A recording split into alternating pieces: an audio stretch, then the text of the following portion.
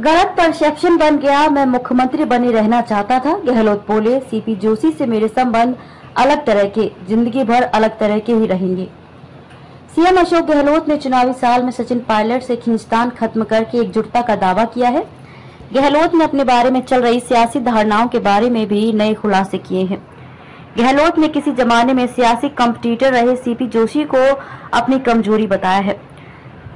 साथ ही परशुराम मदेरणा की जगह खुद सीएम बनने की धारणा को गलत बताते दावा किया कि 1998 में वे मुख्यमंत्री के दावेदार ही नहीं थे। गहलोत ने दिए इंटरव्यू में कहा कि एक गलत परसेप्शन बन गया कि मैं अध्यक्ष नहीं बनना चाहता था, मुख्यमंत्री बने रहना चाहता था, इसलिए 25 सितंबर को सब मेरे द्वारा ही प्रायोजित था। पायलट जब 2.5 साल के थे तब पहली बार मिला।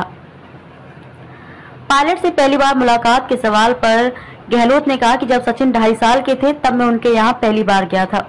यह 2.5 साल की उम्र उन्होंने मुझे बताई। मल्लिकार्जुन खड़गे के घर बैठक में हम आपस में मिले तब यह बात चल पड़ी। तब उन्होंने ही यह 2.5-3 साल की उम्र में मिलने वाली बात बताई। साल 1980 में राजेश पायलट और मैं साथ में संसद में घुसे थे। तब से हमारा एक दूसरे के घर आना जाना है। ऐसी क्या बात है? आज भी धारणा है कि मैं अध्यक्ष नहीं बनना चाहता था, मुख्यमंत्री रहना चाहता था। गहलोत ने कहा कि मेरा कांग्रेस अध्यक्ष बनने का तो तय हो गया था। 2 दिन बाद मुझे फॉर्म भरना था। मैं विधायक दल का नेता था। मुख्यमंत्री के तौर पर मेरे रहते हुए कल्पना के बाहर की बात थी कि 2 लाइन का यह प्रस्ताव पास नहीं करवाया गया। लोगों के अंदर परसेप्शन क्या है कि मैं अध्यक्ष बनना नहीं चाहता था, मैं मुख्यमंत्री रहना चाहता था, इसलिए सब कुछ मेरे द्वारा ही प्रायोजित था। यह परसेप्शन आज भी है। मुझे मालूम है कई परसेप्शन ऐसे बन जाते हैं जो खत्म नहीं होते, उनमें यह एक भी है। फिर भी उस घटना का दुख है।